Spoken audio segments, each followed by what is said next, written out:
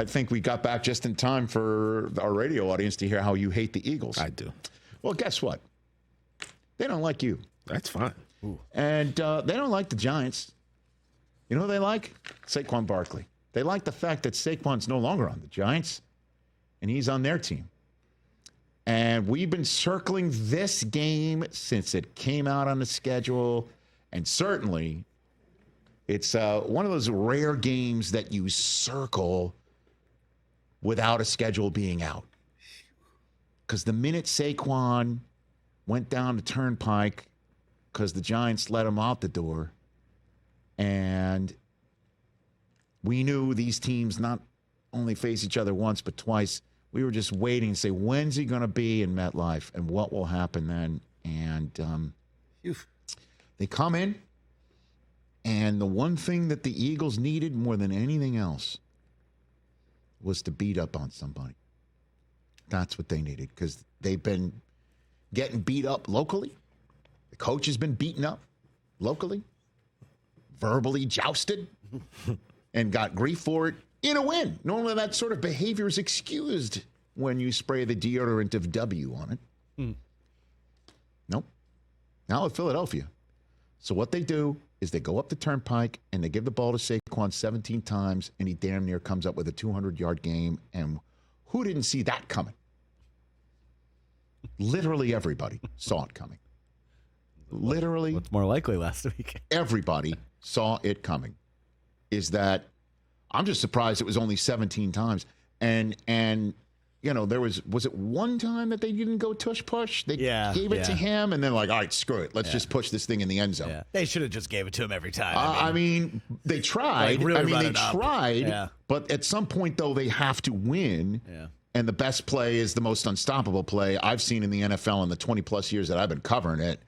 And then they also go on 4th down up top to A.J. Brown. That's the good stuff. Love it. That was the difference maker in their Super Bowl season a couple years ago against the Chiefs. Is when they went. A.J. Brown is. Right, is when they went up top, when Hurts went up top to A.J. Brown. And this team has a better running back than that NFC Championship team. We know it. So that's what the Eagles needed more than anything else, was to go up to New York with Saquon, let him have a day, of course, but more importantly than anything else, beat someone up. And Saquon had this to say after the revenge game turned out to be oh so sweet. To be honest, I'm so happy this game's over. I don't think I should get, besides today, any more questions about the Giants. But like I always said, thankful for the organization. They're the team that drafted me. Still got nothing but love and respect for all the guys over there. But I'm happy to be Eagle, and most importantly, we got to win today in the division against the division rival. And now it's on to the next one. When did the extra emotions maybe start to build up? Was it here? Was it during the week? I guess probably more within game. I probably talked a little more today than I usually do. I think I did a really good job of being locked in through the week. Right now where I'm at mentally, just focusing on my preparation, focusing on the little things, staying consistent is the reason why, when I go out there and I'm getting booed or whatever, I didn't remove myself from the moment. I'll stay locked in the moment the whole time, and I got to continue to do that for the rest of the season. Yeah, I mean, there were boos. Whatever. I mean, Giant fans, whatever they've got to do to get something going, right? I understand that the Giants fans coming in, Saquon said he heard that somebody was burning his jersey. It's like, hey, you're burning Saquon's jersey. That's insane. Well, it's just not realizing the reality of everything. Right. And I know that's like Jerry Seinfeld's old phrase that you don't root for the players, you root for the laundry that they're wearing, meaning the jersey. And whoever's in yours, then you root for them. And if they say we're not playing for you anymore, it's their fault entirely. And we all, just to use the Coach Signetti phrase, just Google it. Just Google it. And that's what made this game even more sweet for the Eagles, is because the whole scenario of signing Daniel Jones long-term and franchising Saquon, not being able to figure out the Saquon Rubik's Cube to sign him long-term and then franchise Daniel Jones, Like Jones was the talent that you drafted that you wanted to go year to year with, one would think, coming off of that playoff performance that he had in Minnesota. He was terrific in that game with Saquon. And coming off of that, you would think that the guy that you should not really trust long-term but go year to year on to see if he can continue to prove it would be Daniel Jones, not Saquon. But the Giants couldn't figure that puzzle out and said, we have to keep them both. Let's franchise Saquon and sign Daniel Jones long-term. And the franchising Saquon is what started the whole path down the turnpike for him and everyone.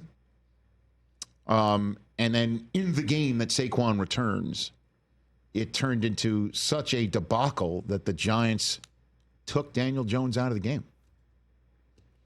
And Daniel Jones had this to say about that after. Was it frustrating getting pulled? Yeah, it was frustrating. You want to be out there playing with your teammates and fighting to score points and move the ball. And, so I was frustrated. But not my decision. But, frustrating for sure, and want to be out there playing. So Daboll's already said he will start Sunday night against the Steelers in front of, Monday night against the Steelers in front of the whole country there. So the Eagles take Saquon, have him score a touchdown, 176 yards, and wreck the Giants. Wreck them. That's what you want. If you're an Eagles fan, you wanted to see it. Go up there, mess them up. Now, because they needed it, man. They needed to go and dominate and feel it and say, we're the Eagles and we're who we think we are. And next up for them is at Cincinnati before a Sunday nighter that's currently slated to be against Doug Peterson in Jacksonville. We'll see if that one stands. I'd want to flex that. I'd want to flex that one at present. Yeah. Although the Jaguars got a much needed W yesterday. And then the big one, Dallas, before Washington on a Thursday night.